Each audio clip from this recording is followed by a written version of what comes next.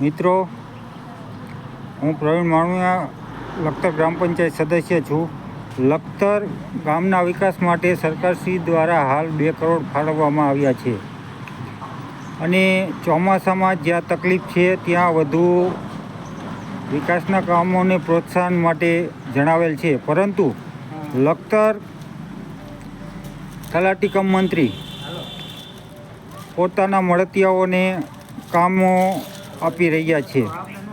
જ્યાં રોડ હોય ત્યાં રોડમાંથી રોડ પાસ કરાવી રહ્યા છે.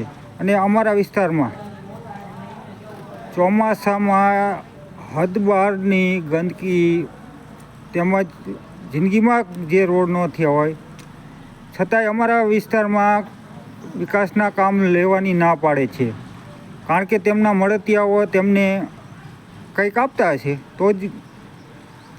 એટલે લખતર ગ્રામ પંચાયતમાં ગુંડાશાહી શાસન તલાટી કમ મંત્રીનું ચાલે છે. તલાટી કમ મંત્રી ઈચ્છતા નથી કે જરૂરી જગ્યાએ જ્યાં છે ત્યાં વિકાસના કામ થાય. તેઓ ઈચ્છે છે કે તેમના મળતિયાઓને જ તેમના વિસ્તારમાં કામ થાય.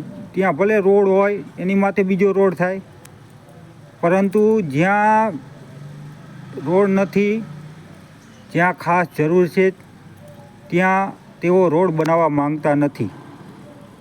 તલાટી કમ મંત્રી દાદાગીરી કરી રહ્યા છે અને અમુક સદસ્યો પણ તેમના મળતિયા હોય છે જે ગ્રામ પંચાયતમાં આવી અને ધાક ધમકીથી કામો માગે છે. તુરંત તલાટી કમ મંત્રી તેમના મળતિયાઓને આપી દે છે.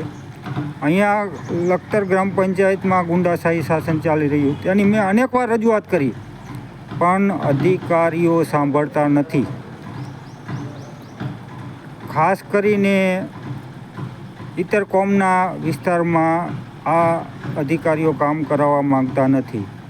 ખાસ કરીને શ્રેષ્ઠ સોસાયટી, કૃષ્ણનગર હોય, મફતિયું ઉપર હોય કે ભેરવ ઉપર હોય કે કેન્ટીન પર હોય તેવા વિસ્તારમાં તેઓ કામ કરાવવા માંગતા નથી.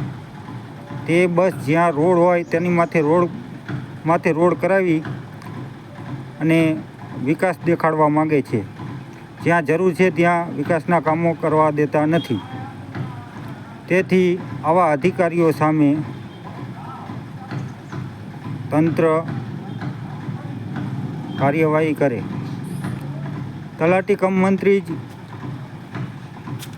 વિકાસના કામો લખતરમાં કરાવવા માગતા નથી. અસ્તુ. જય હિન્દ.